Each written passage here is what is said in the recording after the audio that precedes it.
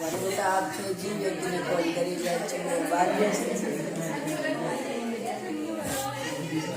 चलो देखो, ये अपना प्रश्न है कि कक्षा 10 में 10 विद्यार्थियों ने दूसरे टेस्ट में इतने इतने अंक प्राप्त किए। अब इन अंकों में से हम तीनों सवाल करेंगे। वो हमसे कहा जाए कि इनका माध्य ज्ञात कीजिए, या फिर माध्यक ज्ञात कीजिए, या फिर बहुलक ज्ञात कीजिए। तो तीनों प्रकार के प्रश्न जो एक एक नंबर के आते हैं उनको हम कैसे हल करते हैं वो सीखेंगे। सबसे पहले तो ये कुल कितने हो गए? 10 विद्यार्थियों के अंक हो गए। पहला, सबसे पहले हमने क्या पढ़ा था? माध्य पढ़ा था और उसका सूत्र लिखा था आंकड़ों का योग बटे आंकड़ों की संख्या। हमसे कहा जाए कि इनका माध्य ज्ञात कीजिए या फिर इनका औसत ज्ञात कीजिए, तो हमारा सूत्र हमें ध्यान में रखना है। क्या होता है? आंकड़ों का योग बटे आंकड़ों की संख्या। कहने का मतलब क्या है कि इन आंकड़ों को सबको क्या करना है? जोड़ना है। जोड़ेंगे 1 plus 2 plus 1 plus 2 plus 4 plus 1 plus 1 plus 0 plus 10 plus 9 बटे में आंकड़ों की संख्या में इनको क्या करेंगे? अब गिनेंगे। कितने? ये पूरे 10 है। 1 2 3 4 5 6 ऐसे गिनेंगे तो आंकड़े कितने? पूरे 10। और सवाल में पहले ही कह दिया उसमें कितने विद्यार्थी थे? 10 विद्यार्थी थे, तो बटे में क्या आ जाएगा? 10। जोड़ेंगे इनको, 1 और 2 3 और 1 4, 2 6, 4 10, 11 12 और 10 22 और 9 31। कितने हो गए? 31 बटे में 10 का भाग देंगे। 10 तिया 30। कितने बचे? 1। पॉइंट लगा के 1 के पीछे क्या उतार सकते हैं? 0। 10 हो गए। 10 एका 10। तो इनका माध्य या औसत कितना आया? 3.1 आया।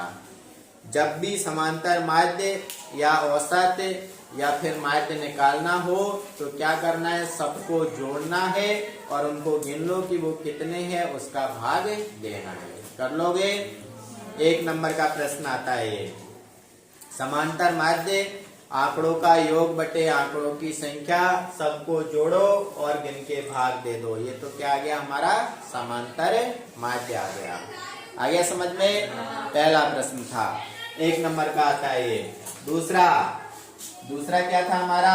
माध्यक यदि निकालना है, माध्यक कैसे निकालेंगे?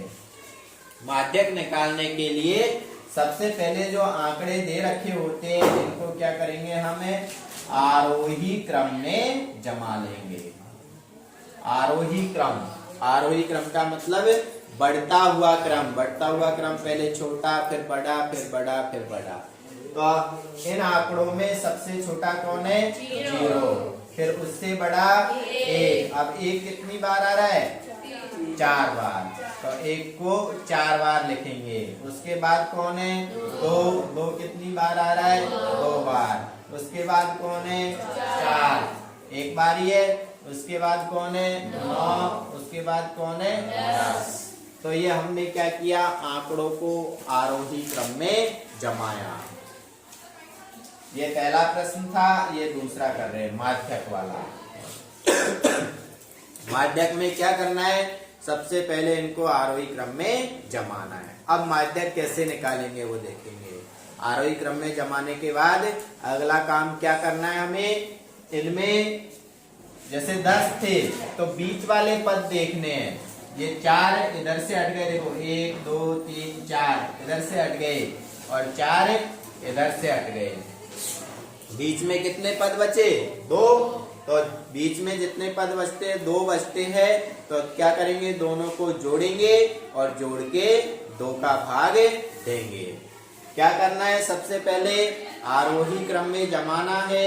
आरोही क्रम में जमाने के बाद में आधे उधर से हटा दो, आधे इधर से हटा दो। अब बीच में 2 पद बचते हैं। जैसे मान लिया जाए, अभी समझाने के लिए मैं लिख रहा हूं कि यहाँ एक और पद था और वो क्या था? 11 था। ठीक है, 11 था। तो अब ये टोटल कितने हो गए? 11 हो गए। 11 हो गए ना, 10 तो पहले ही थे, 10 पहले ही थे, अब ये 11 हो गए। तो अब आधे आधे करेंगे, आधे आधे करेंगे। तो देखो 5 इधर से हटा दिए मैंने और 5 इधर से हटा दिए। 1 2 3 4 5 इधर से हटाए, 5 उधर से हटाए, तो बीच में क्या बचा? 2। जो बीच में बचता है वही अपना आंसर है। तो इसमें क्या आ जाएगा? माध्यक, इसमें माध्यक क्या आ गया? 2 आ गया। यदि अकेला बच रहा है तो वही क्या होता है? माध्यक होता है।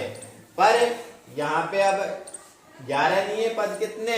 10 ही है, 10 ही है। तो 4 उधर से हटा दिए और 4 इधर से हटा दिए। अब बीच में कितने बच रहे हैं? 2 बच रहे हैं, ये 2 पद बच रहे हैं। जब बीच में 2 पद बचे तो उसका माध्यक हम किस प्रकार से निकालते हैं? जो भी पद बच रहे हैं उनको जोड़ेंगे और जोड़ के 2 का भाग देंगे। 1 और 2 बच रहा था, दोनों को जोड़ा और 2 का भाग देना है। जोड़ देंगे 2 और 1 3, 3 में 2 का भाग देंगे। 2 एकम 2, 1 बचा, पॉइंट लगा के 0 उतार लिया, 10 हो गया। 2 पंजो 10। तो इसका माध्यक क्या आया? 1.5 आया। तीसरा प्रश्न है। तीसरा प्रश्न किसका आता है? हमारा बहुलक का। ये सबसे बड़ा है, नाम देखो बहुलक, और इसका आंसर जो हल करते हैं ना वो सबसे छोटा होता है। और जो वो सूत्र लिखे हमने उसमें भी सूत्र इसका सबसे बड़ा सा लग रहा है, पर इसका हल सबसे छोटा रहेगा। सबसे आसान बहुलक वाला सवाल है। अब हमसे पूछा जाए कि इन आंकड़ों का बहुलक ज्ञात कीजिए, तो इसका बहुलक देखो नाम से ही पता चल रहा है, बहु, सास बहू। बहू से तो सबका दिमाग वही जाता है एक बार, सास बहू का, है ना। बहु, बहु का मतलब बहुत, बहुत यानी ज्यादा। तो बहुलक क्या होता है? जो इसमें सबसे ज्यादा बार आया है वो बहुलक होता है। सबसे ज्यादा बार कौन आ रहा है? देखो 1 आ रहा है, तो बहुलक क्या हो गया इसका? 1। बस यही आंसर है, ठीक है। हाँ, अब वापस समझ लेंगे। कितने प्रश्न पढ़े अपन ने? 3।